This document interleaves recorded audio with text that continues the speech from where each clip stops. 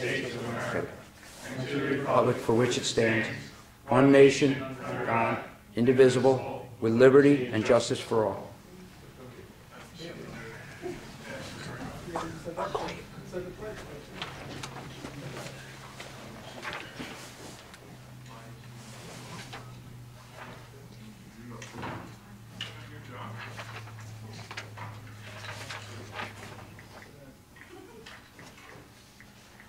This regular meeting of the Township Council is being held in accordance with the scheduled meetings of the Township Council, established and adopted by the Township Council with scheduled designated time, date, and place of this meeting. Adequate public notice of this meeting has been provided pursuant to the provisions of the Open Public Meetings Act. Where using electronic amplifying and recording device in order to obtain audible and clear record, we request all those wishing to speak be recognized and state your name and address directly into the microphone. The recording device to be solely utilized by the Township Clerk's Office shall be the official record of Township Council meeting. Roll call, please. Present. Here. Here. Here. Mr. Mercado. Present. Mr. Bianchini. Present. Mr. Lechner. Mr. Lechner's here. He had to go back to his office. Deputy Chief. Here. Mr. Carpenter. Here. Mr. Carter. Here.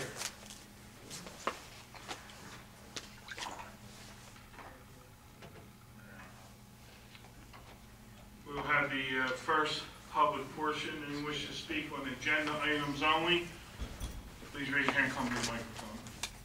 Pete? Pete Heinbaum, Morningstar Court. Just a little house cleaning. I did send a few eGov questions, I told you. Those can be disregarded since I'm here now. I wasn't expecting to be here, but I am, so we'll just ask them in person. And actually, the reason I sent those is because I was at the Board of Ed meeting. They had their budget hearing at 6, and just for information, that passed, their budget passed, so they're moving along. One question from the bill list. There was an invoice for a vendor called Game Time that got charged to the open space fund for $52,566. What was that spending? That was the That was, playground. yeah, that was actually the new playground structure that was just completed the end of last week. That charge was under state contract, and we did in fact pass a resolution to award that. That was for the structure itself. There were quotes to install the structure, and it had to be an eligible contract for that. There were 2 quotes. The installation was approximately $17,000, and then there is the poured rubber surface. That is also state contract. That's rubber cycle, and that's approximately $50,000 also. Okay, and those other 2 amounts you mentioned, they've already been paid, or they're still? I think the only one that's actually been released is for World Construction, which was the contractor that did the installation. Okay. And again, that hasn't been released yet, but it's on the floor. Okay, that's it. Thank you. Thank you. Anyone else? Ray?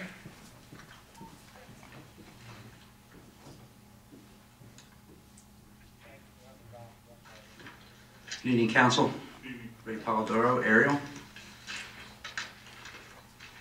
Before I start, I know that we didn't have our invocation today. I think maybe we keep the city of Baltimore and the people of Baltimore in our prayers tonight. On ordinance number 1508, the redevelopment, College Drive, on several occasions we've asked when things are put on the agenda in lieu, along with the lot and block, the specific location. It keeps it simpler for those that are here at the meeting, read the agenda, and those online. Could you please explain what that location is at that lot and block location? You know that, Ken? You actually want to know the numbers? A ballpark idea so that the common person... It's the east side of 42, between north of College Drive, at the interchange, east side, 42 north College Drive, and then along College Drive to Peter Cheeseman Road. Okay. It's not adjacent or close proximity to the premium outlet facility. Well, it's on the other side, right opposite the other side of the interchange. Okay. In the redevelopment of this, what is the projected project that would pretty much be looking to go there? I mean, every time there is redevelopment, the township has a pretty good idea of what's going to be going there. What do we feel is going there? And you want to answer that as well? We don't have anything, any specific redevelopment project approved at this time. Basically, the redevelopment plan is similar to the interchange redevelopment plan, so it allows commercial development, office development, residential development, a combination of any of those three. Depending on the type of development that's proposed to council, we come up with an actual redevelopment plan. That's what we did with the premium outlets. Nothing is an idea before we even have a fraction of the stores going into the premium outlet. I'm curious as to why we're labeling this a redevelopment zone. What is the specific or urgent need for that right now? The project's been in the works for many years. I guess a year or two ago, the planning board had did a redevelopment study, and it was found to be an area that needed redevelopment. And from that study, the redevelopment plan. All right, because I remember several years ago, the meeting at the senior center, that same thought process was long before the premium outlet mall was a even concept. It was thought that at one point it was introduced that there could possibly be a Cooper medical facility there. And I remember that the residents had input on that. There was a lot of discussion on it, and that never did come to be, and now we wind up with a premium outlet mall, and that still needs to be determined. I'm just a little curious as to why, before we even have that, we're setting up something, because The property's been vacant forever. Nothing has developed there. What's there now? Is it wooded area? It's, a part of it is the interchange, Mm-hmm. and then part of it is the wooded area that's, I guess, the south side of College Drive, along the boundary of the college campus. It's the area that's not part, that's owned by Canyon County, but not part of the academic core. There's a map I can show you. If you wouldn't mind.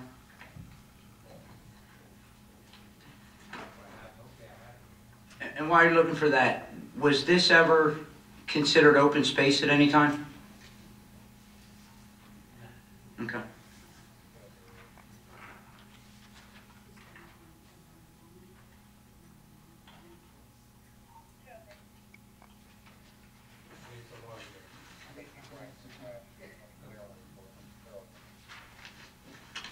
That's it, thank you. Thank you.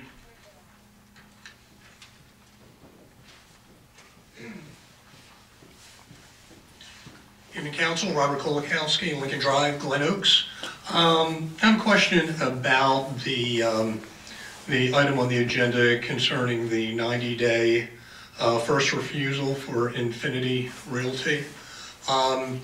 Concerning the former Nike base. A couple of questions, few questions about the property itself. How long has that property been available for purchase? It's been a while. It's been probably at least, I would say, almost 10 years. 10 years at least. Okay. We got it from the federal government. We cleaned it up, and then we have the ability to sell it and reap all that money back and then some. Okay. Is additional environmental remediation needed, or any type of remediation at I all? believe that's all completed. It's all shovel ready? That, I believe, has a no further action. Right. Okay, so it's shovel ready pretty much at this point. Have there, in the past 2 years, been other inquiries from other developers about that property? There's two portions of that property. One is on Cross Keys Road, and the other one's off of Williamstown Road. We actually had someone that was interested in the Williamstown Road section, but that did not pan out. He was unable to get the startup money for his project, which was going to be a bunch of athletic fields, Right. mainly baseball, but could have been converted over to soccer during winter and fall. But Okay. he was unable to get the startup money. Has anybody inquired about the Cross Keys parcel? That's And- this organization that came to the entity a week or so ago that Right. wanted to have. I mean, in addition to them, within the past couple of years? There might have been, but nothing that was serious enough to come to the council. Okay.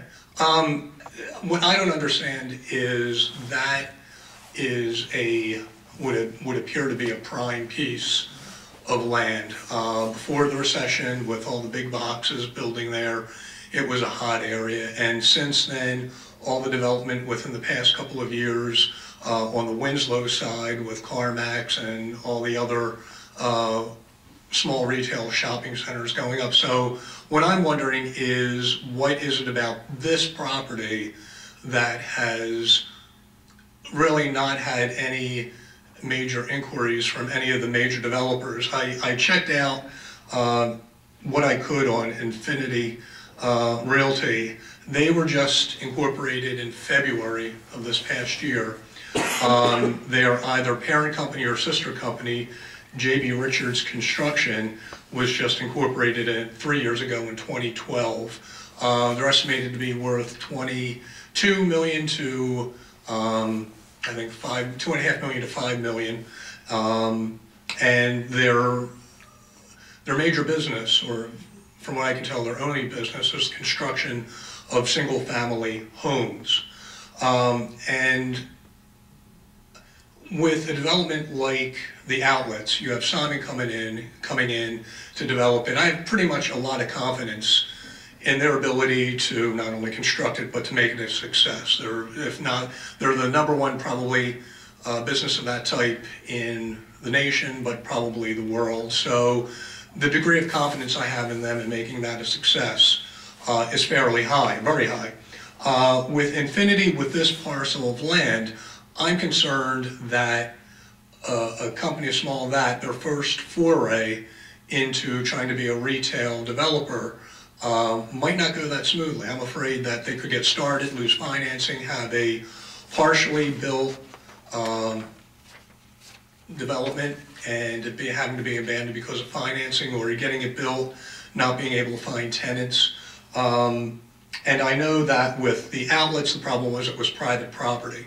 Now, I don't know since this is township-owned land, what the township can do to make sure that whoever goes in there, has a solid plan and financial backing to make this a success. But, I just see various scenarios for an inexperienced developer with no experience in retailing going into a place and not being able to bring it to fruition on a prime piece of land that could, I think it would look, better now undeveloped than if you had something come in there and not being able to complete it. So I would just like to urge council to do whatever they can to make sure that whoever does buy that property has the ability to see it through fruition and make it a success, so that we can get the appropriate ratables for it. Robert, early on, at the beginning of us taking over that property, we had many developers wanted to put housing there, and council at that time decided not to do that. We wanted commercial investments.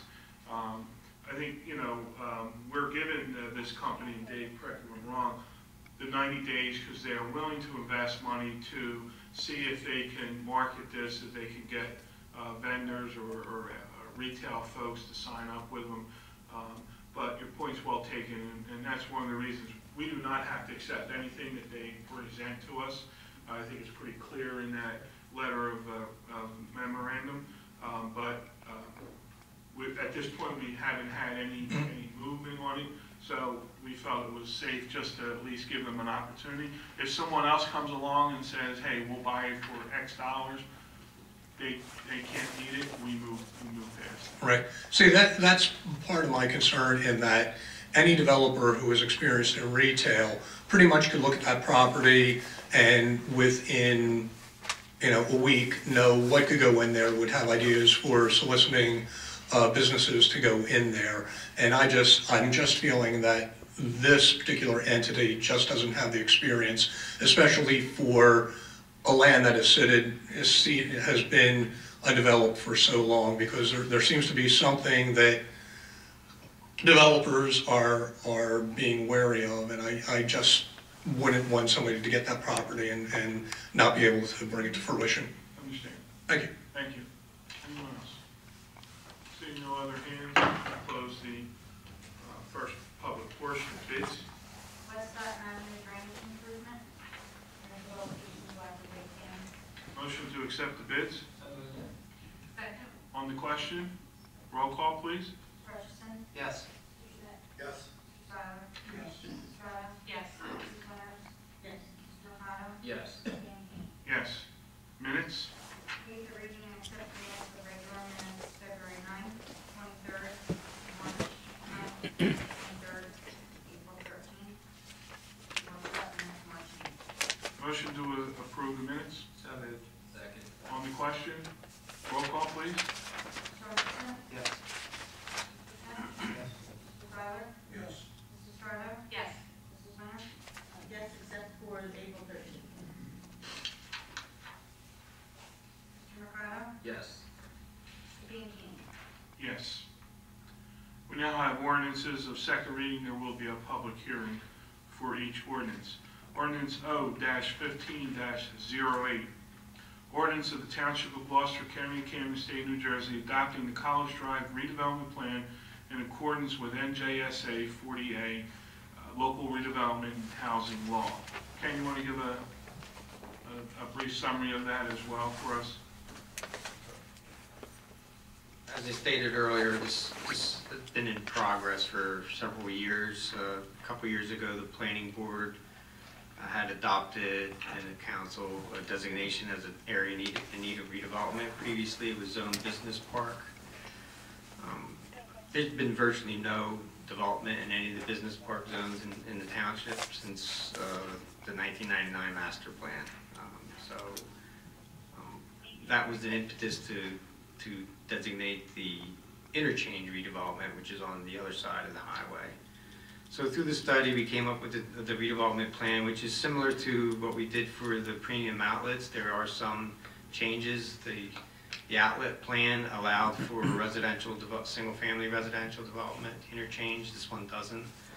It's on 160 acres. It allows many office uses that we presently permit in the town, commercial uses, civic uses, and then residential uses, but not single-family homes, starting with townhouses, garden apartments, condominiums, and housing and commercial office mix through a planned development.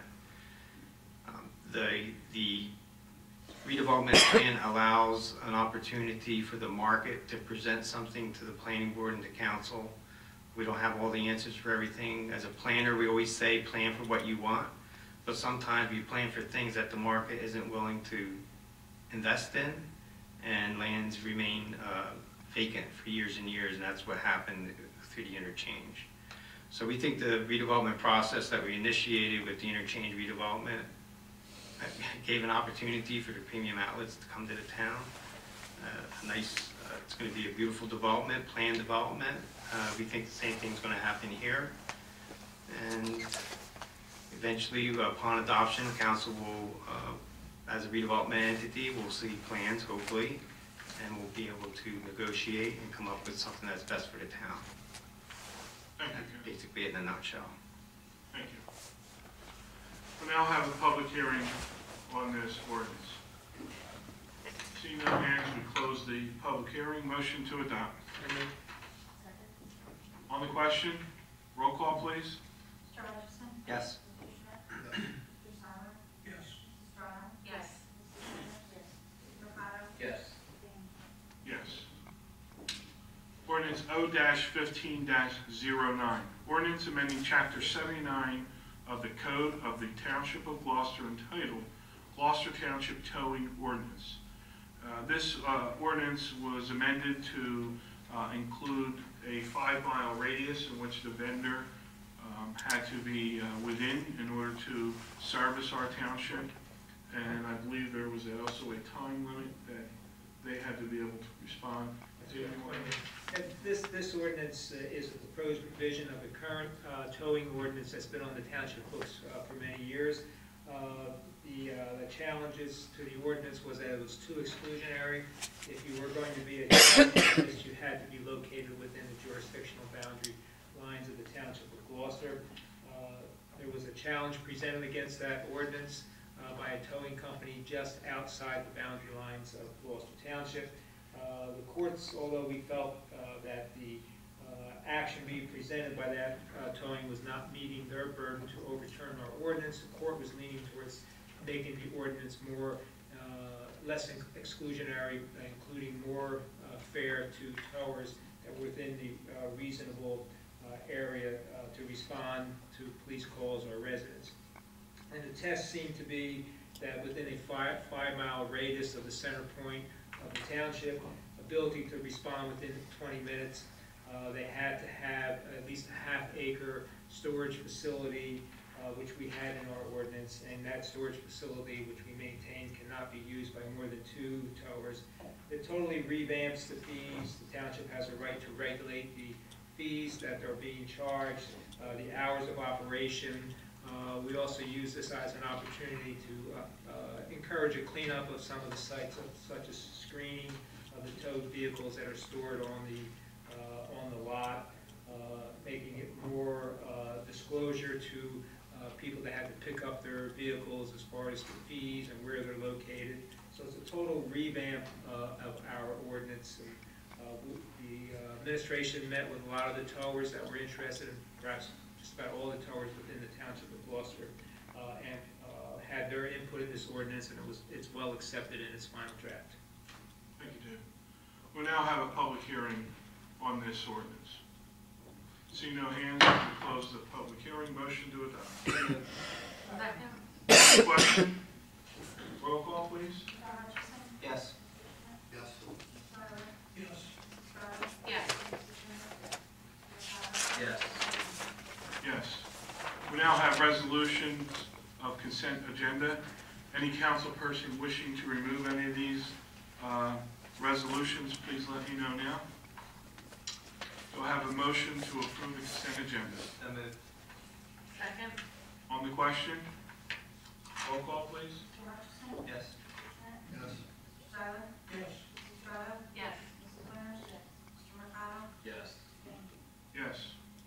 Resolution 149, resolution approving open space tax levy for 2015. This resolution will approve the open space tax levy for 2015. Tom, anything to add? It's the referendum allows for up to 2 cents in this particular instance based on the ratables. 2 cents would equate to $889,400. Motion to adopt. So moved. Second. On the question? Roll call, please. Hutchinson? Yes. Mr. Schmidt? Yes. Mr. Tyler? Yes. Mrs. Strada? Yes. Mrs. Lynch? Yes. Mr. Mercado? Yes. Stevenson? Yes. We did, as Pete stated earlier, he submitted 3 questions. We'll let you do the other 2 in the public portion. So we'll go to the public portion. Anyone wishing to speak on any subject, please raise your hand, come to the microphone. Pete? Pete Heinbach, Morningstar Court. I have a little punch list of topics to ask questions about, so if I go over a time allotment, someone else wants to ask questions and I'll come back for a second turn, that's okay. First one is actually new business, and it's something I just heard at the Gloucester Township Board of Education budget hearing that took place earlier this evening. Their tax levy, the school tax levy is increased by something in the order of like 1.7 million, which is fine. That's what it is. But there's also information given during this hearing by the business administrator of the school board, based on information she got from our tax assessor, Mr. Palumbo, that she stated that the average homeowner, their school-related taxes, not tax rate, the tax burden, the tax dollars would go down per household. And she rationalized this in this way, and I just want to run these figures to see if they make sense. They didn't make sense to me. She did correctly say that the overall township assessment increased by $44 million, which was consistent with what we've heard here. But what she said, what the business administrator of the board said, was that the average assessed value of each home in Gloucester Township decreased from $195,000 per home average last year down to $192,000 per home this year. So that's quite a decrease, especially if the assessed value of the township went up. Her explanation, I think it's sort of an educated guess, was that must mean the commercial value of township property went way up to account for the overall increase in assessed value of the township. But that didn't quite pass the smell test to me. If every home going down an average of $3,000 per home, on average, every home, that's a heck of a lot of additional commercial assessed value to make up an amount that the overall township has increased the assessed value. Did you follow all that I said? I don't know. Yeah, but I don't know those numbers. I guess Chuck would really be the one that would have that information. Can I reach out to Chuck during business hours tomorrow? I don't believe that's accurate. I don't either. This is Kathy The last Forsythe. number I heard was anywhere between 195 and 200 on the average, but there was no indication of anything decreasing as far as. Yeah. Her statement outright was the average homeowner, she wasn't talking about businesses, the average homeowner, their tax burden for schools would go down $56 per house, home, because of the decrease. Without having a conversation with her, I really couldn't answer your question. I have the slide. This was a presentation that was given at the Board of Education hearing. I have the slide, so if I run some of those numbers by Mr. Palumbo during business hours tomorrow, that's okay? Yeah, sure. No, I would ask that you check into that, so. that If you can also share that with me, so I can Sure. see what they present. Yep, I will. Thanks. A couple other sort of old business items. The 2015 budget, which I know there was a hearing last meeting, and I didn't take the opportunity to ask questions during that. But I do have one question related to that. Any energy savings? Were any energy savings built into those budget figures for 2015? You know, Pete, we basically, when we construct the budget, we look at the trend, what we've been paying, and then we project it forward. Yeah. So if there were decreases in the actual bills that we encountered and we paid, then they would be built into the budget year moving forward, calendar year 2015. You don't attempt to estimate power rates or No, I solar haven't. energy units or anything like that? I Okay. have not, no. Okay. Another question, the GT MUA, any update on the status of any communication with them? I've had communication, verbal contact by phone with Howard Long, and we had a discussion of the comments that took place at the work agenda meeting when I gave the report. He understands our comments. I have not written a letter of confirming that to him as yet. When you communicate with the MUA, it's with Mr. Long, Solicitor Long. I suppose that's billable hours then for him, that he charges the MUA. I mean, is there a reason, I mean, there's a staff at the MUA who can answer all the questions. I don't know if that's accurate, Pete, that that's billable hours. You would know better than I would. That's part of his normal responsibility. Okay. So he has a fee that he has normally. So I don't know if that's accurate. Okay. Another question I had is sort of any kind of update on the status that you may have on this addiction rehab facility that's been discussed at the zoning board. This application has been discussed at zoning board. I have nothing. I have spoken to the mayor because I have read in the paper where they went to Haddonfield. Right. But at this time, we have nothing. I don't believe anything came to us through the mayor's office. So at this point, we have nothing on that piece until they make an offer there. But you know, as I said to the mayor, you know, beds like this are a need in the healthcare industry. Sure. The question is where, and so the mayor is very, very sensitive to where, the potential where they would go. So I know he's very sensitive to that. Okay. And we will